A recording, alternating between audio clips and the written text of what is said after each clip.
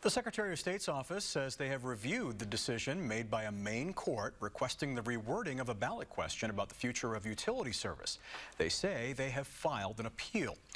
Maine voters are expected to participate in a November referendum about a proposal to replace Maine's privately owned electric utilities with a consumer-owned Pine Tree Power Company.